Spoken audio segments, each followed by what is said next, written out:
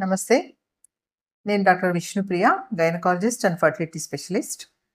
So, ఈ మే మంత్‌ని women's health మంత్‌గా describe చేయడం అయిందనమాట. సో, ఈ మంత్‌లో మనము వుమెన్స్ హెల్త్ గురించి starting from adolescent age till menopause age. So, ఎలాంటి కేర్ తీసుకోవాలి, వాళ్ళలో ఎలాంటి చేంజెస్ జరుగుతాయి ఆ ఏజ్‌ని బట్టి. సో, దాన్ని బట్టి ఎలాంటి జాగ్రత్తలు తీసుకోవాలి అనేది తెలుసుకుందాము. సో, వుమెన్ లైఫ్ అంటే బిగిన్స్ ఫ్రమ్ అడాలసెంట్ ఏజ్. అంటే కౌమార దశ అంటారు గదా! అక్కడి నుంచి మొదలవుతుంది. సో, అక్కడ మనకు పిట్యూటరీ హైపోథాలమిక్ యాక్సెస్ అనేది హార్మోన్స్ యాక్సెస్ అనమాట అది. అక్కడి నుంచి హార్మోన్స్ అనేవి మొదలవుతాయి. ఆ హార్మోన్స్ ద్వారా అమ్మాయిల శరీరంలో గానీ, లేదా అన్ని హార్మోన్స్ కానీ అన్నీ మార్పులనేవి మొదలవుతాయన్నమాట. సో, బ్రెస్ట్ గ్రోత్ గానీ, ప్యూబిక్ హెయిర్ గ్రోత్, తర్వాత మెన్స్ట్రువల్ స్టార్ట్ అవ్వడము, మెన్స్ట్రుయేషన్ స్టార్ట్ అవ్వడము, మెనార్కీ అంటారు. సో, ఇవన్నీ ఆ ఏజ్‌లో స్టార్ట్ అవుతాయి. సో, ఏ ఏజ్ నుంచి స్టార్ట్ అవుతది అనేది తెలుసుకోవాలనమాట. స్టార్టింగ్ ఫ్రమ్ 12 ఇయర్స్ నుంచి 15 ఇయర్స్ వరకు ఈ చేంజెస్ అన్నీ జరుగుతూ ఉంటాయి. కొంతమందికి కొంచెం ముందుగా మెన్స్ట్రుయేషన్ అనేది రావడం జరుగుతది. దాన్ని ఆహ్, అదే పిబటల్ మెనార్కీ అంటారనమాట.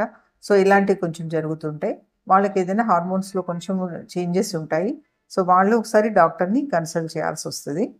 ఆ తర్వాత హార్మోన్ చేంజెస్ అనేవి వల్ల బాడీలో ఎలాంటి మార్పులొస్తాయనేవి కూడా ప్రతి అమ్మాయి తెలుసుకోవాల్సుంటుంది. వాళ్ళకు క్లాస్‌లో, బుక్స్‌లో చెప్పొచ్చు, లేదా టీచర్స్ చెప్పొచ్చు, లేదా ఇంట్లో పేరెంట్స్ ఎడ్యుకేట్ చేయొచ్చు.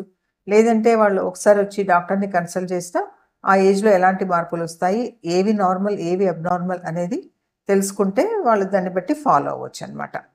సో, అడాలసెంట్ ఏజ్ తర్వాత రిప్రొడక్టివ్ ఏజ్ గ్రూప్ అనేది స్టార్ట్ అవుతుంది. సో, ఈ ఏజ్‌లో వాళ్ళకు పెళ్లి జరగడము, తర్వాత ప్రెగ్నెన్సీలు రావడము, డెలివరీస్ అవ్వడము ఇవన్నీ జరుగుతాయి. స్టార్టింగ్ ఫ్రమ్ 18 ఇయర్స్ నుంచి మొదలైతే 35, 40 ఇయర్స్ వరకు ఈ రిప్రొడక్టివ్ ఏజ్ గ్రూప్ అనేది జరుగుతూ ఉంటుంది. సో, ఇక్కడ పెళ్లి అవ్వడము, ప్రెగ్నెన్సీ రావడము ఇది జరుగుతుంది. సో, ఆ ఏజ్‌లో ఎలాంటి జాగ్రత్తలు తీసుకోవాలి, సపోజ్ ఇఫ్ ప్రెగ్నెన్సీ వస్తే ఎలాంటి జాగ్రత్తలు తీసుకోవాలి, ఇవన్నీ కూడా తెలుసుకోవాలన్నమాట. సో, ఇక్కడ ఫుడ్ కానీ, ఎక్సర్సైజెస్ కానీ, బాడీ హెల్త్ మెయింటెనెన్స్ అనేది ప్రతి లేడీస్‌కి చాలా ఇంపార్టెంట్. అవన్నీ జాగ్రత్తగా గమనిస్తూ, అవన్నీ ఫాలో అవుతూ వెళ్తుంటే ఫ్యూచర్‌లో హెల్త్‌కి ఎలాంటి ఇష్యూస్ రాకుండా ఉంటాయి. సో, ప్రెగ్నెన్సీలో జాగ్రత్తగా నెల చూపించుకోవడము, సరైన ఆహారం తీసుకోవడము, డెలివరీకి చక్కగా ప్లాన్ చేసుకోవడము, సో, ఇవన్నీ డాక్టర్ కన్సల్టేషన్‌తో చేసుకుంటే మంచిగా మదర్ అండ్ బేబీ కూడా ఇద్దరు హెల్తీగా ఉంటారు. తర్వాత రిప్రొడక్టివ్ ఏజ్ తర్వాత పెరిమెనోపాసల్ ఏజ్ గ్రూప్‌లోకి వస్తారు.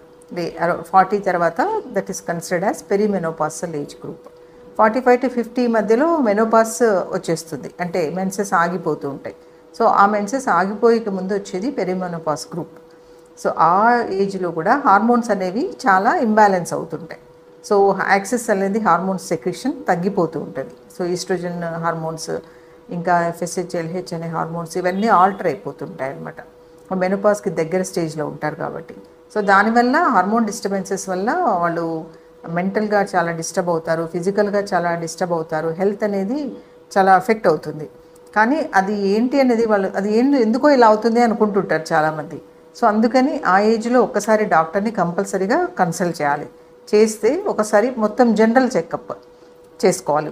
ఆన్ ద హోల్ హెల్త్ అంతా ఒకసారి చెక్ చేసుకోవాలి. Blood test, ultrasound, especially gynaec ultrasound, తర్వాత ఒక pop smear test and mammography test.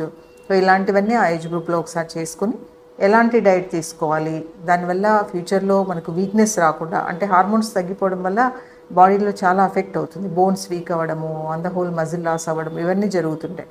So, అలా రాకుండా ఫ్యూచర్ హెల్తీగా ఉండాలి అంటే ఎలాంటి జాగ్రత్తలు తీసుకోవాలి అని డాక్టర్ని ఒకసారి కన్సల్ట్ చేసి మన బాడీకి తగినట్టు వాళ్ళు చెప్పిన ఇన్స్ట్రక్షన్స్ ఫాలో అయ్యారంటే మెనోపాస్ ఏజ్ కూడా ఎలాంటి ప్రాబ్లమ్స్ రాకుండా హెల్తీగా లైఫ్ లీడ్ చేయవచ్చు.